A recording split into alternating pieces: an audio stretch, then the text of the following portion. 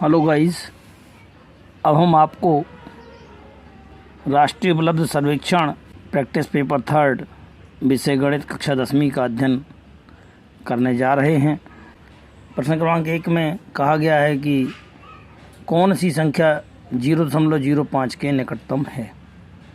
हम इन चारों संख्याओं का दशमलव के अधिकतम 4 अंक हैं, 1, 2, 3, 4 अंकों तक सभी को बना लेते हैं।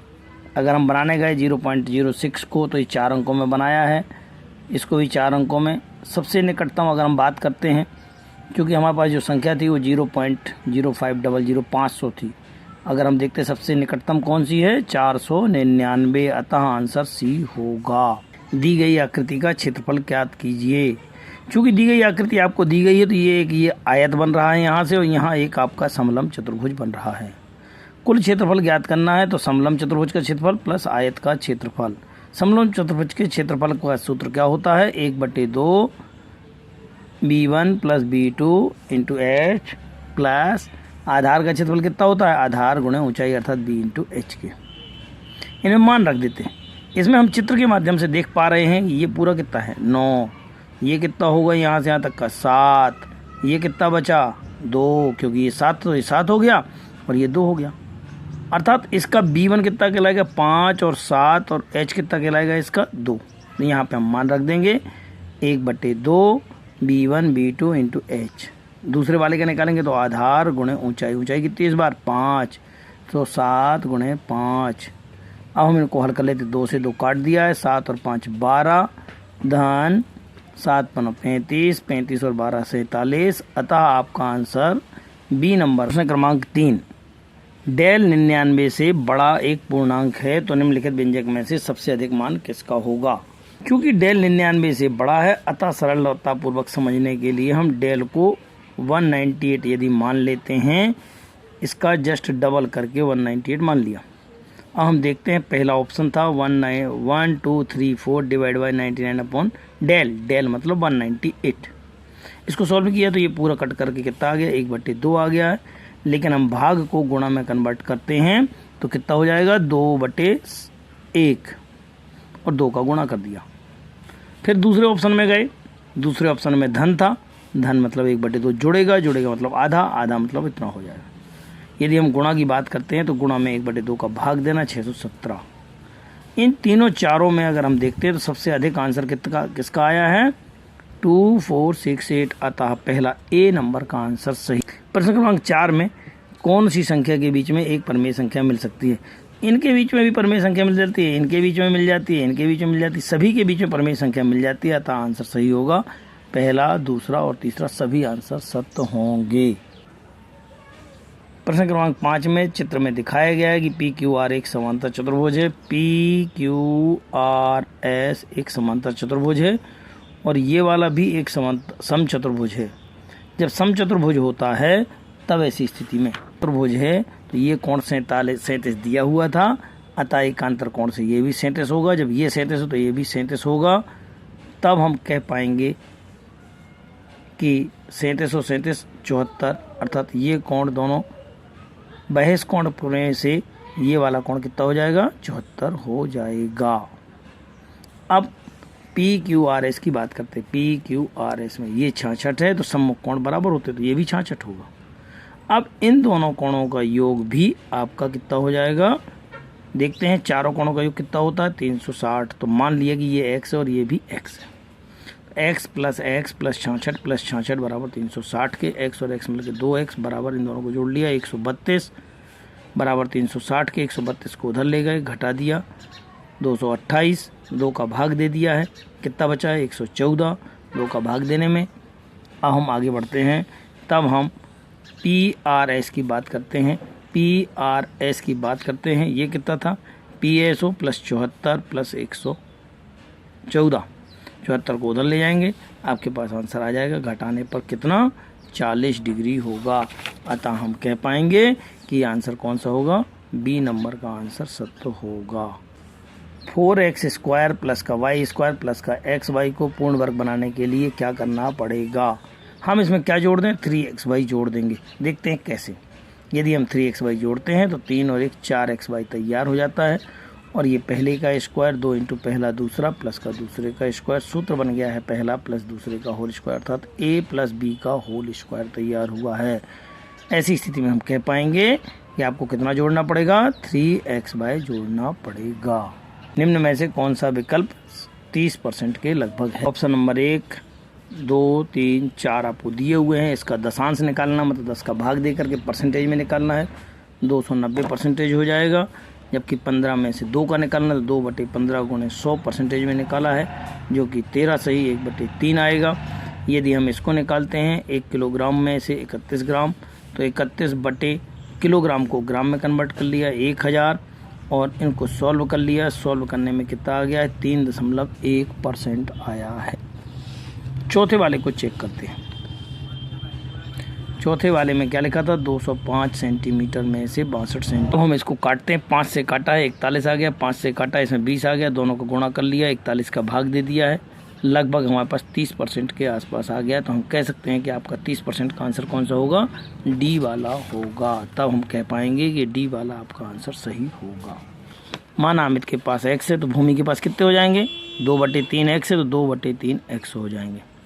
अब चेतन के पास कोई कार्ड नहीं है, अमित और भूमि ने कुछ कार्ड दिए हैं। माना अमित ने कितने कार्ड दिए हैं, x दिए हैं, भूमि ने कितने दिए हैं, z कार्ड दिए हैं। तब ऐसी स्थिति में चूँकि पहले वाले ने अर्थात अमित ने x दिए हैं, दूसरे भूमि ने z दिए हैं, उसके पास कितने हो गए, दूसरे के पास चेतन के पास हो गए y प्लस का z। ये दोनों वहाँ जाकर के जुड़ जाएंगे। प्रथम और अंतिम पद लेकर के इसको सॉल्व कर लिया है। ये y उधर गया है, 2y धन का z हो गया है। द्वितीय एवं अंतिम पद से लेंगे तो इन दोनों पदों को उठा लिया है, इसको चेक करने गए, z उधर ले गए हैं, प्लस का हो गया है, z प्लस z 2z हो गया है, y आ गया। इन नंबरों को उधर ले जाएंगे, 3 ऊपर जाएगा 2 नीचे जाएगा। अब हम समीकरण 1 में मान रख देते हैं, क्योंकि ये भी x है और ये भी x है, ये बराबर है इसके, तो इन दोनों को बराबर कर देते हैं। 2 का गुणा इससे किया है, 3 का गुणा इससे कर दिया है। गुणा करते समय 2 दूनी 4y के, 2z बराबर 3y धन का 3 दूनी 6z के। थोड़ा और हल कर लिया है, ये हो गया। y वालों को इधर लाएंगे, z वालों को उधर ले जाएंगे। ले जाने के पश्चात इसमें से इसको सोल्व किया, y आ गया, इसको सोल्व किया 4z आ गया है। ये z बराबर निकाला है तो y/4 आ गया। समीकरण 1 से, समीकरण 1 क्या था, x बराबर निकालना था 2y प्लस का z। इसमें जाकर के वैल्यू रख देंगे, जाके वैल्यू रखेंगे तब हम पाएंगे कि 2y प्लस का z, तो 2y प्लस का z, z का मान कितना निकाला मैंने, y/4 के, तो y/4 रख देंगे और इसको हल कर लिया है। लघुत्तम लेकर के 4 दूनी 8 और 1 9 y/4 के, या y बराबर निकाला है तो 4x/9 के।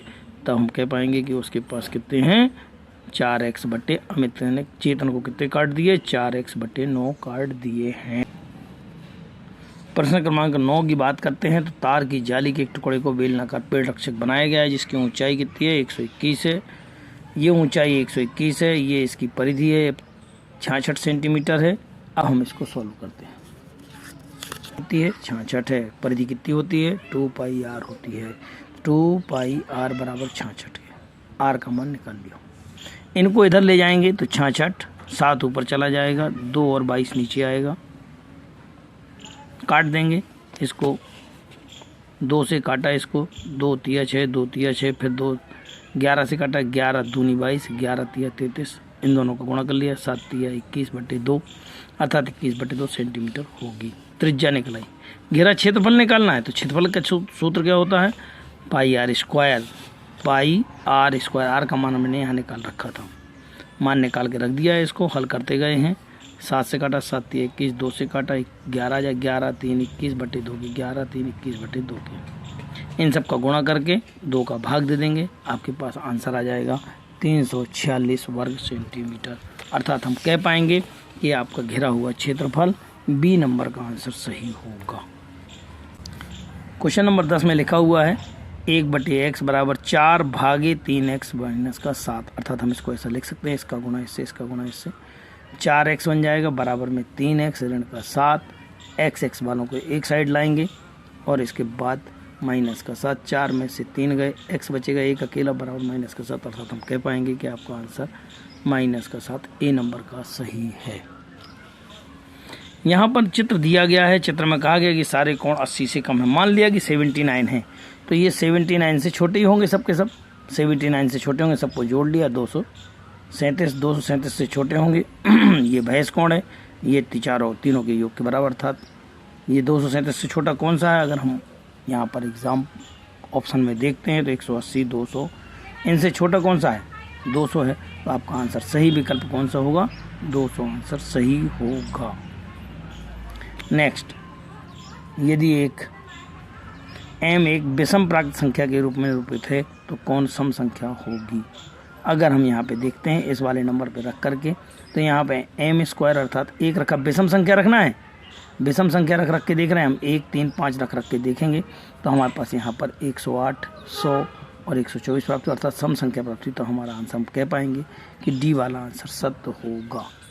एक संख्या नीचे दिखाई गई है Q, 3, -3 और -4 के बीच में, -3 और -4 के बीच में Q है। -3 के बाद ही इसका आंसर आना चाहिए। ये नहीं होगा, ये भी नहीं होगा, ये भी नहीं होगा, तो कौन सा होगा? -3, 12/18 आपका ये वाला आंसर सही होगा। क्वेश्चन नंबर 14 में एक स्कूल में कक्षा 9th और 10th के विद्यार्थियों का अनुपात 3:2 है। 9th के 30%, 10th के 10% विद्यार्थियों को एक कमेटी में लिया गया है। कुल विद्यार्थियों को कितना हिस्सा कमेटी में चुना गया है? माना 9th में कितने हैं? 3x, 10th में कितने हो जाएंगे? 2x, 9th का 30%, तो इसका 30% और इसका 10%। इसको हल कर लिया, 0 से 0 कैंसिल हो गए हैं। 3 का 9x/10 और 2x/10 होगा। इन दोनों को सॉल्व कर लिया, 9 और 2 11/10 आंसर होगा। लेकिन कुल विद्यार्थी कितने थे? 3x धन 2x, 3 और 2 5x। कितने परसेंट चुने गए हैं? अगर विद्यार्थियों के चुने का हिस्सा निकालते हैं, जितने चुने गए हैं बटे कुल, इनसे x कैंसिल हो जाएगा, 5 या नीचे आ जाएगा, गुणा कर देंगे, 11/50 आपका आंसर सही होगा। नंबर 15 में दिखाया गया है कि p एक पूर्ण संख्या है। कौन सा व्यंजक पूर्ण वर्ग और घन दोनों है? तो पूर्ण वर्ग भी होना चाहिए और घन भी होना चाहिए। अगर हम बात करते हैं इसकी भाग वाले की, तो चूँकि भाग में है, घातें घट जाती हैं भाग में, तो घटी, और ये घात 6 बन गई हैं। इसको हम तुला की बात करते हैं तो ये सवाल दिया गया है, इसमें ज़्यादा गुणा भाग करना नहीं है, केवल यह बताना है कि यहाँ आंसर कौन सा है। इन्हीं में से आएगा, दशमलव चेंज करना है। तो हम इसमें से किसका भाग दें कि ये आ जाए, तो हम इसका भाग दे करके देखते हैं कितना आ रहा है। यहाँ पे आपके पास सही आंसर आ रहा है, अर्थात आपका ये वाला आंसर सही होगा। कौन सा? बी नंबर का आंसर सही होगा। प्रश्न क्रमांक 17 की बात करते हैं। 17 में आपको स्पष्ट रूप से दिखाई दे रहा है कि एक बेलनाकार बर्तन है और एक घनाभकार बर्तन है। इसकी ऊंचाई दोनों की h है, दोनों की ऊंचाई h है। इसमें हमने h/2 पानी भरा और इसमें h/3 पानी भरा है। दोनों का आयतन पानी का समान है। माना एक बेलन है और एक घनाभ है। बेलन की त्रिज्या r, ऊंचाई h। घनाभ की बात करते हैं तो घनाभ में लंबाई l, चौड़ाई b, ऊंचाई h है। यहाँ पर जो पानी दिखाया गया है, तो यहाँ पे इस पानी की ऊंचाई कितनी है? h/2 है, और पानी की ऊंचाई कितनी है? यहाँ पे h/3 है। तो पानी भरे हुए पानी का आयतन ज्ञात करते हैं। दोनों में आयतन बराबर है। इसका आयतन निकालते हैं, इसका आयतन निकालते हैं। आयतन का सूत्र होता है πr² h के। इसका आयतन, घनाभ का आयतन होता है LBH के। मान रखना शुरू कर दिया। तो h1 का मान कितना था मेरे पास? h/2 था, और h2 का मान कितना था? h/3 था। ऐसी स्थिति में हम इनको हल कर लेते हैं। और चूँकि क्षेत्रफल दिया हुआ है, क्षेत्रफल कितना दिया हुआ है? यहाँ पे उसका क्षेत्रफल, आधार का क्षेत्रफल दिया है 154, तो इसकी जगह 154 डालेंगे। h/2 l × b h/3। थोड़ा और हल करते गए, हल करते करते देखते हैं 154 LB का मान ज्ञात करना है। ये नंबर ऊपर चले जाएंगे 3 का, 2 से इसको काट दिया 77। ये क्या था? l × h, उसके आधार का क्षेत्रफल। तो हमारे आधार का क्षेत्रफल कितना आ गया है? 231 वर्ग सेंटीमीटर होगा। आंसर सी वाला 231 वर्ग सेंटीमीटर होगा। प्रश्न क्रमांक 18।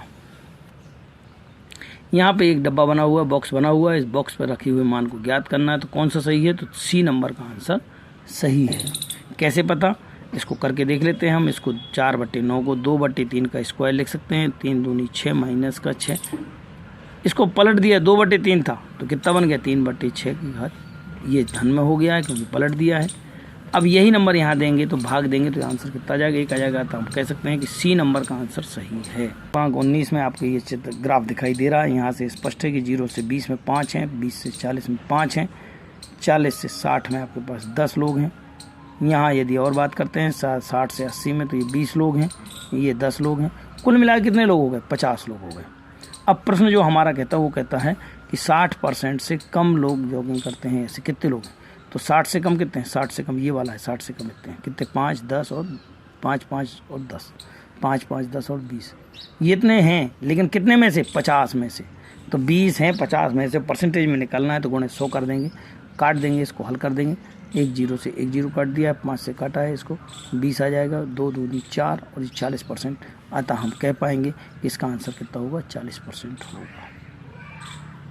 आए चित्र के अनुसार निम्नलिखित में से कौन सा कथन सत्य है। कथन देखने पे हम कह पाएंगे क्लब में आधे से अधिक लोग व्यायाम 60% से अधिक करते हैं। गलत है, क्योंकि 40% लोग ही कर पा रहे हैं। यदि हम बात करते हैं इसकी तो इसमें 10 लोग ही हैं। तो हमारा आंसर डी वाला आपका आंसर सही होगा। 5 लोग व्यायाम 20 से 40% के बीच में करते हैं। प्रश्न क्रमांक 21। अरुण की गुल्लक में कुछ पैसे थे, उसमें से P रुपए उसने गुल्लक में और डाले हैं तो उसकी कुल राशि P/2% बढ़ जाती है। माना उसके पास X रुपए थे, उसमें P रुपए और डाल दिए हैं तो कुल राशि का P/2% डाले गए रुपए के बराबर हो जाता है। पहले कितने थे, X थे, उसका P/2% जो है ना उस डाली गई राशि के बराबर होता है। अगर हम परसेंटेज का निशान हटाएंगे तो कितना आ जाएगा, नीचे 100 आ जाएगा। P से P काटेंगे, इसको हल करेंगे, ये 100 दूनी 200 उधर चला जाएगा तो X बराबर 200 आता। हम कह पाएंगे गुल्लक में पहले से कितने रुपए थे, 200 रुपए थे। और Q आपके ये बिंदु हैं, दोनों के बीच की दूरी कितनी है, 12 किलोमीटर। इसकी रफ्तार कितनी है, P से Q तक की दूरी 12 किलोमीटर। दोनों एक साथ चलना शुरू कर देते हैं। उनकी चाल एक की 4 किलोमीटर और एक की 6 किलोमीटर है। ये जब 2 घंटे की बाद बात करते हैं तो ये 4 किलोमीटर में चलेगा तो 4 दूनी 8, और ये जब चलेगा दूसरा वाला तो वो कितना है, 6 किलोमीटर था उसकी रफ्तार, तो 6 दूनी 12। तो हम इस प्रकार से कह सकते हैं कि अखिल जो है ना 2 घंटे में 8 चलता है और ये कितना चलता है, 12 चलता है। ये यहाँ तक पहुँचा है और जबकि ये यहाँ पहुँच गया है, तो अर्थात अब ये वापस होगा। तब हम यहाँ चित्र में देख पाएंगे कि इसकी रफ्तार 4 किलोमीटर थी, इसकी रफ्तार कितनी थी, 6 किलोमीटर पर रफ्तार थी। अखिल और बारू यहाँ से एक दूसरे के विपरीत चलते हैं। माना कि दोनों को यहाँ से यहाँ तक जाने में, एक दूसरे से मिलने में T समय लगता है। T समय लगता है तो चली गई दूरी बराबर कितना हो जाएगा, इसके द्वारा 4T, इसके द्वारा 6T बराबर कितना था, ये दूरी कितनी थी, 4 किलोमीटर थी। इनको थोड़ा सा हल कर लेते हैं और हल करने के बाद पाते हैं कि ये 6 और 4 10T बराबर 4 बन जाएगा। 10 का भाग देंगे 2/5। ये T का मान निकला है। पूछा गया था Q से कितनी दूरी है, तो Q से अगर निकालते तो 6T थी। कितनी थी, 6T थी। तो 6T में हम इसका मान रख देंगे और कितना आ जाएगा, 12/5 अर्थात 2.4 किलोमीटर होगी। तब हम कह पाएंगे कि आपका आंसर बी नंबर का 2.4 किलोमीटर होगा। नीचे दिए गए चित्र में प्रश्न क्रमांक 23 में आपको स्पष्ट रूप से दिख रहा है कि त्रिभुज आपके पास हैं।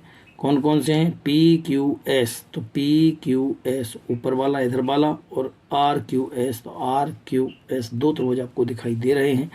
जैसा कि चित्र से माध्यम से पता चलता है कि ये दोनों कोण बराबर होंगे, ये दोनों कोण बराबर होंगे, और ये वाला भी बराबर होंगे। तो संगत भुजाएं कौन कौन सी कहलाएंगी, ये PQ बराबर RS के, QS बराबर QS के, और PS बराबर RS के। अतः आपका QP बराबर RS, QP बराबर RS, ये वाला आपका आंसर, सी वाला आंसर सही होगा। वास्तव में पेपर कठिन था, फिर भी मैंने आपको समझाने का प्रयास किया है। उम्मीद है कि आपको वीडियो पसंद आएगा। वह चैनल सब्सक्राइब कर लेवे, अधिक से अधिक लोगों को शेयर करें, ज़्यादा से ज़्यादा लोग लाइक करें। सहयोग के लिए धन्यवाद।